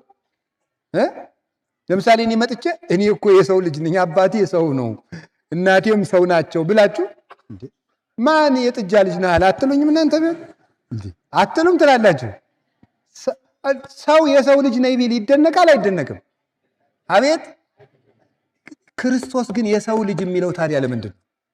አያችሁ፣ ሰው የሰው ልጅ ነኝ ቢል አይደነቅም እና የሰው ልጅ ነው። ክርስቶስ ግን የሰው ልጅ ነኝ ሲል ምን ማለቱ ነው? አሃ በፊት ምንድን ነው ማለት ነው? አምላክ አትሉም እንዴ? ምንድን ነው የሰው ልጅ ብሎ የሚጠራበት ምክንያት አምላክ ነኝ ግን ሰው ሆኜ የተወለድኩ ማለቱ ነው። አምላክ ነኝ ግን ምን ሆኜ የተወለድኩ ማለቱ ነው? ሰው ሆኜ የተወለድኩ ማለቱ ነው። አሁን ልብ በሉ፣ ጌታችን ኢየሱስ ክርስቶስ ይህንን ሲናገር የት ውስጥ ነው? ገሊላ ውስጥ ነው፣ ኢየሩሳሌም ውስጥ፣ እስራኤል ውስጥ ነው። መሬት ላይ ተቀምጦ ነው። መላእክት ወደ ሰው ልጅ ሲወጡ፣ እስቲ ሲወጡ በሉ እና ቆይ እሱ ይህን ሲናገር የት ነበረ? ንገሩኝ እንጂ። አቤት መሬት። ታዲያ ወደ ሰው ልጅ ሲወጡ ለምን ይላል እንዴ? አይገርማችሁም? ምንድን ነው ይሄ? ሲወጡና አይ እንደው ምን ዝም ብሎ ግድ እንደማይሰጣችሁ እንኳን አልልም። ብቻ ግን እንደው ዝም ብሎ በቃ ትጸድቃላችሁ የሚል ትምህርት ቢሰብኩን እንዳትሉ። በቃ ይሄ ነው የሚያጸድቀው። አንዱ ለመጽደቅም እንዲህ ያለም ነው የምንማረው። እና ክርስቶስ ይህን ሲናገር የት ነው? የእግዚአብሔር ቤተሰቦች ምድር ላይ በሉ። ምድር ላይ ከሆነ ወደ ምድር ሲወርዱ ነው መባል ያለበት፣ ሲወጡና ሲወርዱ። ለምን ነው ወደ ሰው ልጅ ሲወጡና ይህን ሲናገር እሱ የት ነው ያለው? መሬት ላይ። እና እንደዚያ ሲወጡ የሚለን ለምንድን ነው? ይሄን እኔ ነኝ የምነግራችሁ፣ አታውቁትም። እሺ ምን ማለት መሰላችሁ? ቃል ሥጋ ሆነ በሉ ማለት ማን? አምላክ ከሰማይ ወርዶ ምን ሆነ? ሰው ደግሞ ወይም ከድንግል ማርያም ቃል የለበሰው ሥጋ ደግሞ ከአምላክ ጋር ሲዋሃድ ምን ሆነ? አምላክ ሆነ በሉ እንጂ። ለምሳሌ ሁላችሁ ብረቱን እሳቱ ውስጥ ስትከቱት ምን ይሆናል? አቤት እሳት አይሆንም? ይሆናል። እሳት አይሆንም? በጣም ጥሩ። እሳቱ ደግሞ በብረቱ ልክ አይሆንም? ለምሳሌ ጠፍጣፋ ብረት ከሆነ ጠፍጣፋ እሳት ነው አይደል የሚታያችሁ? ከጋለ ማለት ነው። እሳቱ በምኑ ልክ ይሆናል? አቤት እሺ። ብረቱ ደግሞ ምን ይሆናል? እሳቱ ነው፣ ያቃጥላል አይደለም? በጣም ግሩም ነው። ስለዚህ እሳት የተባለ ማን ነው? ቃል። እስቲ ቃል በሉ። ወይም አምላክ ማለት ነው። አምላክ ምን ሆነ? እሳት ነው። እስቲ እሳት በሉ። እሱ ይኸውላችሁ እሳቱ በብረቱ ልክ ሆነ ማለት አምላክ የሰውን ቁመት ይዞ ምን አለ ነው? ተገለጠ በምድር ላይ። የሰውን ቁመት ይዞ ተገለጠ። የድንግል ማርያም ልጇ ሆኖ መጣ። በጣም ግሩም ነው። ብረቱ ደግሞ እሳት ሆኖ አቃጠለ ማለት ከድንግል ማርያም የለበሰው ሥጋ ደግሞ ምን ሆነ ማለት ነው? እሳተ መለኮትን ሆነ። በተአቅቦ ባለመለወጥ አምላክ ሆነ ማለት። ስለዚህ ልብ በሉ፣ ቃል በምድር በሥጋ ቁመት እንደተገኘ ሁሉ ሥጋ በቃል ቦታ የት አለ? ንገሩኝ እንጂ። ብረቱ በእሳቱ፣ ብረቱ የእሳቱን፣ እሳቱን በብረቱ ልክ እንደሆነ ሁሉ አምላክ ሥጋን ለብሶ በሥጋ ምድር ሲገኝ ሥጋ ደግሞ መለኮትን ተዋህዶ በመለኮት ሀገር በሰማይ አለ። ክርስቶስ ምድር ላይ እንደቆመ የት አለ ማለት ነው? ስለዚህ ሰማይ ላይ አለ ማለት ነው። የምናመልከው ኢየሱስ ክርስቶስ ይህ ነው። ተዋህዶ ይሏቸዋል። ይሄ ነው ሃይማኖታችን። ምንድን ነው? ኦርቶዶክስ ተዋህዶ በሉ እንጂ። ኦርቶዶክስ ተዋህዶ ማለት ይሄ ነው። ክርስቶስ አጭር ቁመት ይዞ እዚህ ታየዋለህ። 3 ክንድ ከስንዝር ቁመቱ ነው። ሰማየ ሰማያትን ደግሞ አልፎ ሱራፌል፣ ኪሩቤል፣ መላእክት ወደ እሱ እየወጡ ቅዱስ ቅዱስ ቅዱስ እግዚአብሔር እያሉ እንደ ሻስ ሲነጠፉለት ይታያል። በምድር ላይ ደግሞ በአጭር ቁመት ይታያል። ተመልከቱ። እንዘሃሎ በመዝራዕተ እሙ፣ በእናቱ ታቅፍ እቅፍ ሳለ ድንግል ማርያም እንደ ሕፃን ታቅፈው ሳለ ለሊሁ ይጽያን በመትከፈ ነፋሳት፣ እሱ በነፋሳት ክንፍ ተጭኖ ይበራል፣ በኪሩቤል ይመሰገናል። ወደ ሰው ልጅ ሲወጡና ሲወርዱ በምድር ሥጋ ለብሶ ስለታየ ወደ ምድር ሊያገለግሉት ይመጣሉ። ሲወጡ ከመንበሩ ስር ሂደው ለመስገድ ይወጣሉ። ክርስቶስን ሥጋ ለብሶ ብታየው ተራ ሰው አይምሰልህ። መላእክት ወደ ላይ ወጥተው የሚገዙለት፣ ወደ ምድር መጥተውም የሚያገለግሉት፣ በምድርና በሰማይ የመላ በተዋሕዶ የተገለጠ እሱ እውነተኛው ንጉሳችን መድኃኒታችን ኢየሱስ ክርስቶስ ይህ ነው። ይህንን የናዝሬቱን ኢየሱስ ክርስቶስ አገኘ ነው ያለው። ለዚህ ነው። ከቃሉ ጋር ናችሁ? ከቃሉ ጋር ናችሁ? እንግዲህ መተህ ብሎት ነበር። እስቲ መተህ ይበሉ። አቤት! በጣም ጥሩ። ከናዝሬት ደግ ሰው ይወጣል? መልሱ፣ ንገሩኝ እንጂ። እሺ፣ ኢየሱስ ክርስቶስ ሲመጣ ናትናኤል ምን አለው? መታይ ተብሎ ተጠራ። መጣና ክርስቶስን አየው። አንተ ንጉሥ ነህ አለው። የለም የለም፣ መታይ ብሎ ጠርቶት አልነበረም? አንተ በንጉሥ ትደነቃለህ፣ ከንጉሥ በላይ ሆኜ ታየኛለህ አለው። ከንጉሥ በላይ ዳዊት ንጉሥ ነው፣ ሞቷል። ሰሎሞን ንጉሥ ነው፣ ሞቷል። ሳኦል ንጉሥ ነው፣ ሞቷል። የዚህ ዓለም ኃጢአተኞችስ ብዙ ናቸው። ናቡከደነጾር ሞቷል። ፈርዖን ሞቷል። ደጋግ ነገሥታት ሁሉ ሞተዋል። ሞትን ግን ድል ማድረግ የቻለ የለም። ክርስቶስ ግን ሞቷል። ግን ሞትን ድል አድርጎ ተነስቷል። ከንጉሥ በላይ ሆኜ ታየኛለህ። እኔ ንጉሥ ብቻ አይደለሁም፣ የሕይወት ጌታ፣ የመላእክት ሁሉ ገዢ፣ የሰማይና የምድር ፈጣሪ ነኝ አለ። ነገሥታትም የማያደርጉትን ሕይወት የሚሰጠን ኢየሱስ ክርስቶስ ነው። ስለዚህ ይህን ነበር የገለጠለት። ከቃሉ ጋር ናችሁ? ከዚያ መች አየው ታዲያ? መታየ አለው። መላእክት ሲወጡና ሲወርዱ ያለው አሁን አላየም። መች አየ? ጌታ ከጥምቀት ሲመለስ መላእክት ሲያገለግሉት የማቴዎስ ወንጌል ምዕራፍ 4 ላይ እንደተጻፈ ከመስቀሉ ስር በዕለተ ዓርብ ለአንተ ኃይል ይገባል፣ ለከ ኃይል ለከጽን ለከስባት እያሉ ሲሰግዱለት፣ ሲያርግ ደግሞ የሐዋርያት ሥራ ምዕራፍ 1 ላይ ቀና ብለው እያዩ ጌታ ሲያርግ ሁለት መላእክት መጡና ይሄ የናዝሬቱ ኢየሱስ እንዲህ ሲያርግ እንዳያችሁት ተመልሶ ይመጣ ብለው መላእክት ሲወርዱ መልሰው ከሱ ጋር ተከትለው ወደ ሰማይ ሲያርጉ አየ።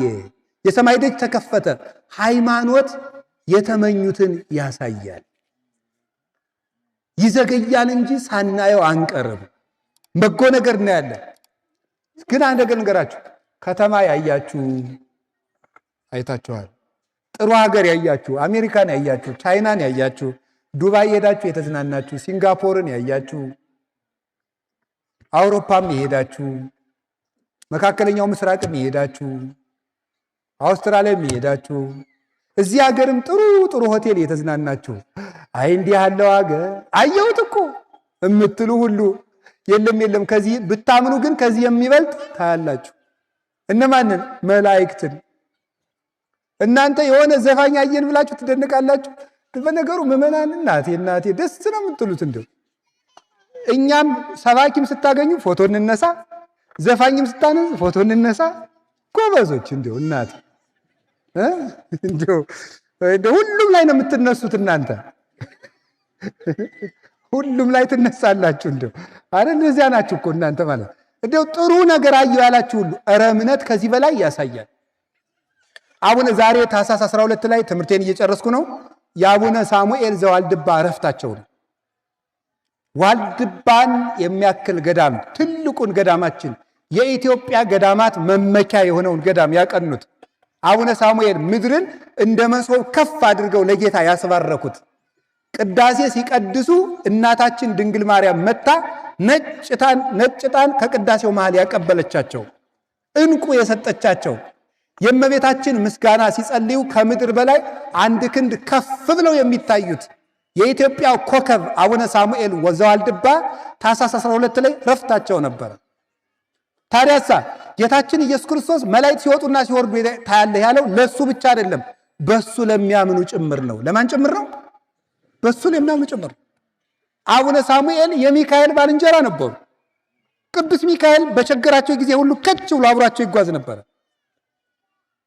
40 ቀን ሲጾሙ መጥቶ ይመራቸዋል። ወንዝ ሲሻገሩ መጽሐፋቸው በሙሉ ወንዙ ውስጥ ወድቆ በሌላ ቀን ሲመጡ ምንም ሳይሆን ተገኝተዋል።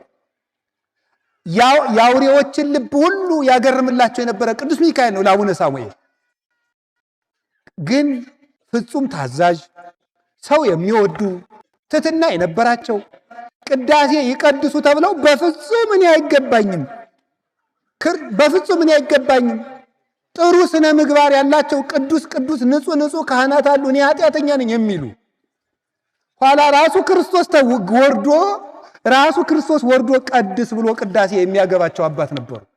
አቡነ ሳሙኤል ዘዋልድባ ክርስቶስ ራሱ ወርዶ ቀድስ እንጂ ያንተን ምስጋና እኮ ወድጄልሃለሁ የሚለው እንዲህ ያለ አባት ነበር አቡነ ሳሙኤል። ታዲያ አቡነ ሳሙኤል ዘዋልድባ በሄዱበት ሁሉ የእንስሳት አራዊት ሁሉ ዘመዶቻቸው ሆነው ይኖሩ ነበረ። ማን? ቅዱስ ሚካኤል ወደ ሰማይ እየወጣ የእግዚአብሔር ምሕረት ይዞላቸው ይመጣል።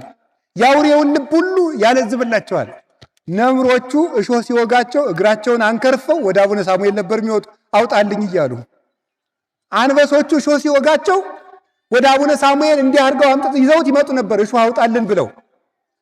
ከቅዱሳን መላእክት ጋር የተዛመደ ሰው ከአራዊት ጋር እንኳን መኖር ይችላል። መላእክት የተዛመዱት ሰው እንደዚህ ነው የሚሆነው። ቅዱስ ሚካኤል አቡነ ሳሙኤልን በዚህ መጠን ረድቷቸዋል። ይሄ ብቻ አይደለም።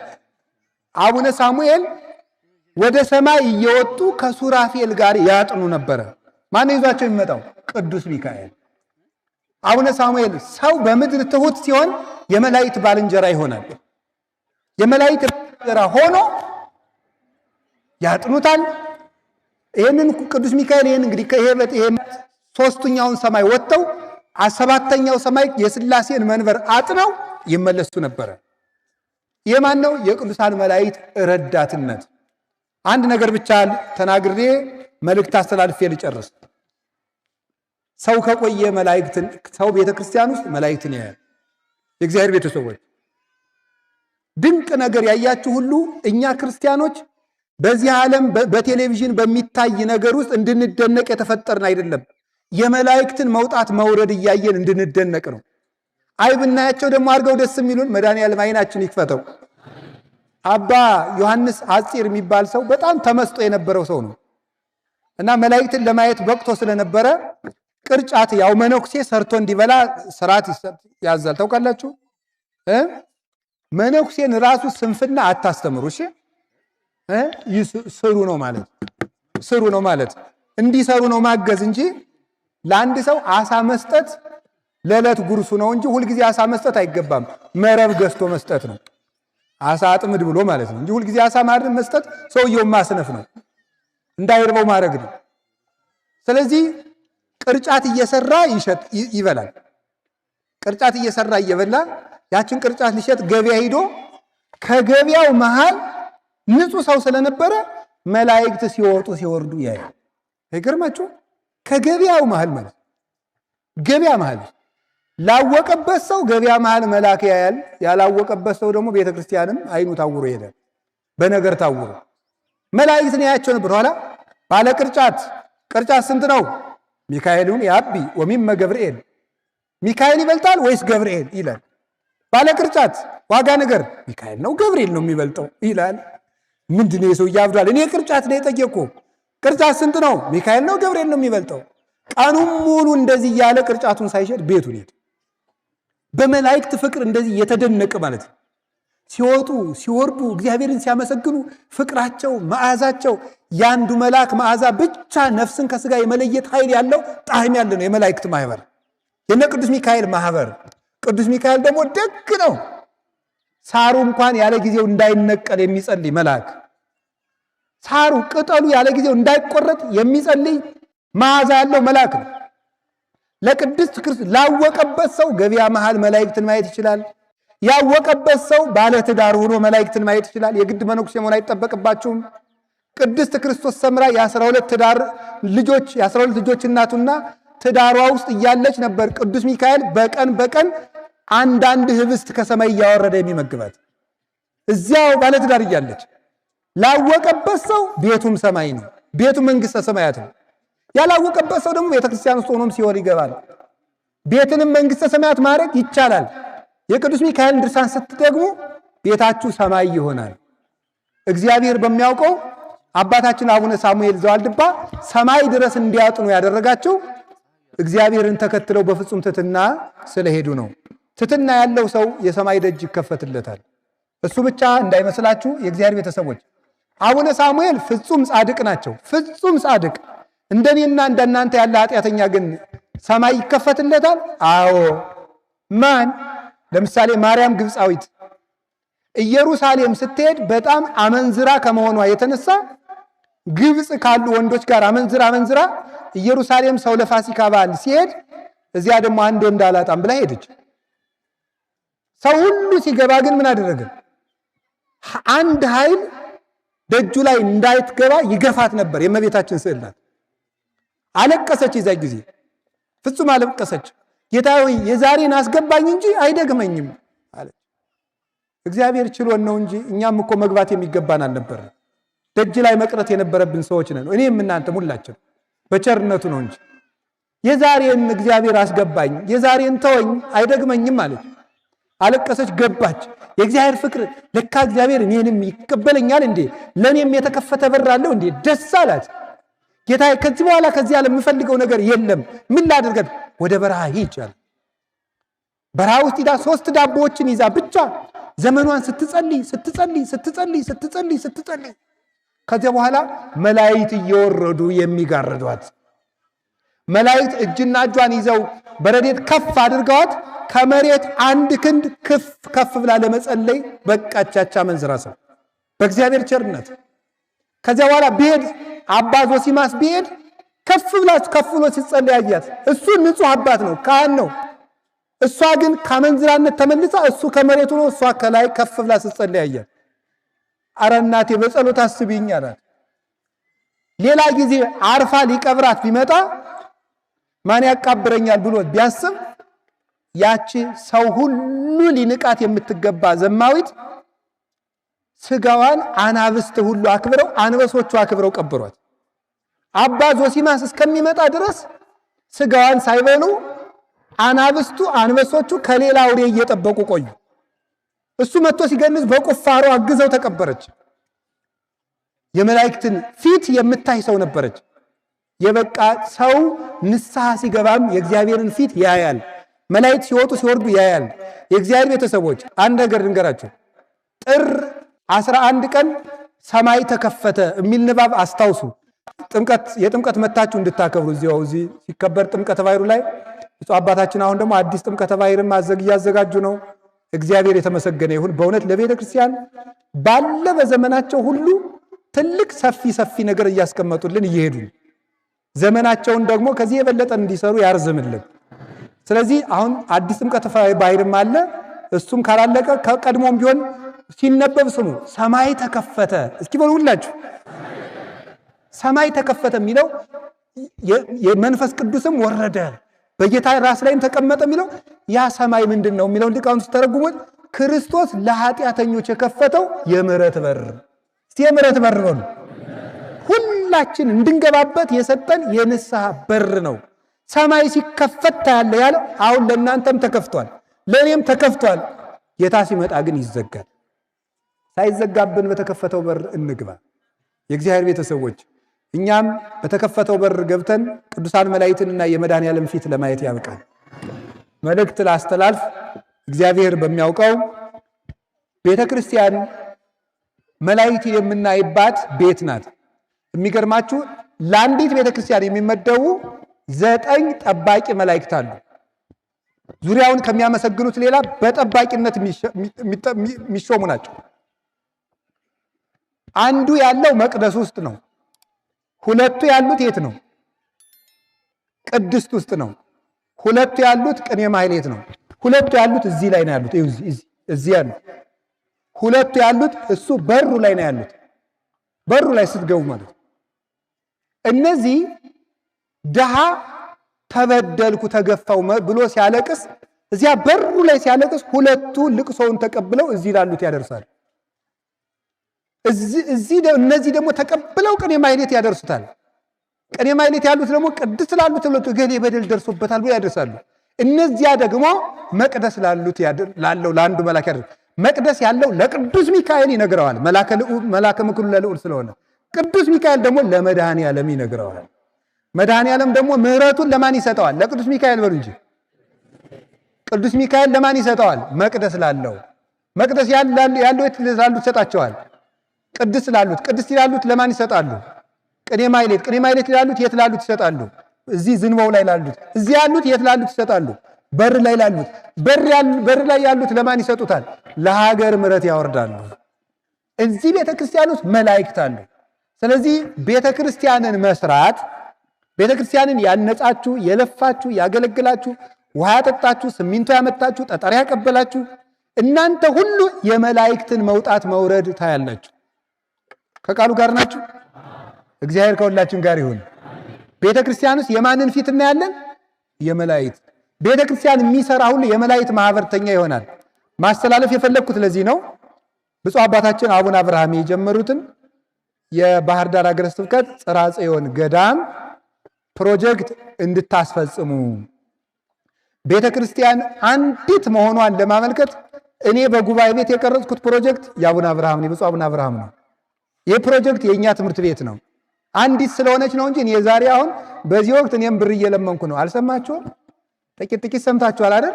ሆስፒታል በጉባኤ ቤት ስም ላሰራ እኔም ብር እየለመንኩ ነው። ግን እዚህ ቁሜ ለብፁዕ አቡነ አብርሃም ላዘጋጁ ፕሮጀክት የምለምነው ቤተክርስቲያን ስንት ስለሆነች ነው? ንገሩኝ እንጂ እኔ እዛ ርዕሰ ገዳማት ወአድባራት ጣና ቅዱስ ቂርቆስ ብቀመጥ ለተልኮ ቤተክርስቲያን እዚያ ስላስቀመጠች ነው እንጂ ይቺ እዚያም እንኳን ኢትዮጵያ ውስጥ ያለው የተለያየ ቦታ የግብፅ ቤተክርስቲያንም የአርመንም የሶሪያም የህንድም የኤርትራም የኢትዮጵያም ስንት ቤተክርስቲያን ነው? አንድ ቤተክርስቲያን። ስለዚህ አሁን የእግዚአብሔር ሰዎች ሰማይ ሲከፈት በሉ፣ መላእክት ሲወጡና ሲወርዱ ታያለህ በሉ እንጂ ቤተክርስቲያን ማንን እናይባታለን? መላእክትን የምናይባት የተከፈተች ደጅ ናት። አንዲት ቤተክርስቲያን ስትሰራ በር እየተከፈተልን እዚያ ስንሄድ ከቅዱሳን መላእክት ህብረት እንጨመራለን። በዚያውም ላይ ቅዱሳት መጻሕፍት የሚነበቡበት ቤተ መጻሕፍት ያለው ወደ ቀራንዮ እንደሄድን በረከት የሚያስገኝልን ፍኖተ መስቀል ያለው ትልቅ መስቀል የሚተከልበት ቤተ መጻሕፍት የሚከፈትበት ሂደን የምንማጸንባቸው የተመስጦ የሱባኤ ዋሻዎች ያሉበት ቤተ ክርስቲያን ነው ጽርሐ ጽዮን ገዳም። እኔም ሄጄ ጎብኝቸዋለሁ። እያንዳንዱ ግድግዳና ጣራ መስኮት ሁሉ የነቢያትን የሐዋርያትን መልእክት የተሸከመ የሰማዕታት የጻድቃን መልእክት የተሸከመ ነው። እንዳልኳችሁ እኔ እግዚአብሔር በሚያውቀው እኔ አድርባይ አይደለሁም። ምክንያቱም መነኩሴ ሆዱን ከበላ ሌላ የሚፈልገው ነገር የለም። ዳቤ ካገኘ በቃ መነኩሴ ምን ያደርጋል? መነኩሴ ምን ያደርጋል? ምን ያደርጋል? መነኩሴ ዳቤ ከበላ ሆዱ ከሞላ ፎጣና ይሄ ልብሱን ከለበሰ መነኩሴ በቃው። እኔ እዚህ ብፁዕ አቡነ አብርሃምን ቅጠሩኛልን ምን አልን? ምንም አይደለም። እንደዚህ የሚያስብለኝ በተለይም ደግሞ ዝም ብሎ ህንፃው ብቻ ቢገነባ እኔ እዚህ መጥቻ አለፈልፍ ነበር። ግን ያቀዱት ነገር ትልቅ ነው። እያንዳንዱ ሰንበት ትምህርት ቤት ሰባኪ ወንጌል እንዲኖረው ለብቻው ሰንበት ትምህርት ቤቶች ብቻ በመጽሐፍ መምህር እንዲማሩ እቅድ ጭምር ያቀዱ አባታችን ናቸው። ብፁዕ አባታችን ሁላችንም ከጎናቸው ቆመን አንድ ሰው ለብዙ ሰው ከቆመ ብዙ ሰው ከአንድ ሰው ጋር መቆም ያቅተዋል? ንገሩኝ እንጂ ያቅተዋል? አያቅተው። ስለዚህ ጠጠር ያለ ጠጠር፣ ሳንቲም ያለ ሳንቲም፣ ውሃ ያለ ውሃ፣ ሳንቲም ያላችሁም ሳንቲም፣ ሐሳብ ያላችሁም ሐሳብ። እንደው ነገ ቢሆን አንድ ቀንም ደግሞ ይታደራል። አይዟችሁ እስቲ አንተ ሞክራት። እሺ እንስማማና ዓርብን እናክፍል ካላችሁኝ እናክፍል። እሺ አዛኝን እኔም አከፍላለሁ አብሬያችሁ ማለት። ዓርብን እናክፍልና ምሳችን ለጽርሐ ጽዮን ገዳም እናምጣ። ዓርብን እናክፍል ማለት ዓርብ ሳንበላ ውለን አድረን ቅዳሜ ቁርስ መብላት ማለት ነው። አንችልም።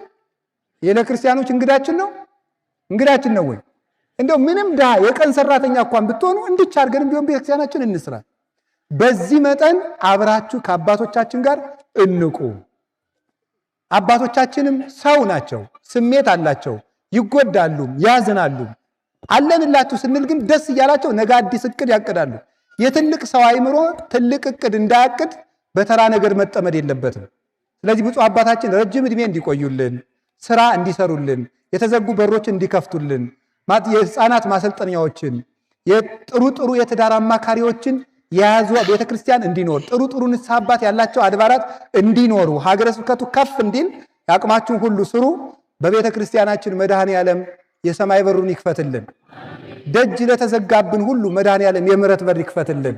ሁላችሁም የተዘጋባችሁን ነገር ሁሉ ዛሬ በቅዱስ ሚካኤል ጸሎት፣ በአቡነ ሳሙኤል ዘዋልድባ ጸሎት ይክፈትላችሁ መድኃኔዓለም።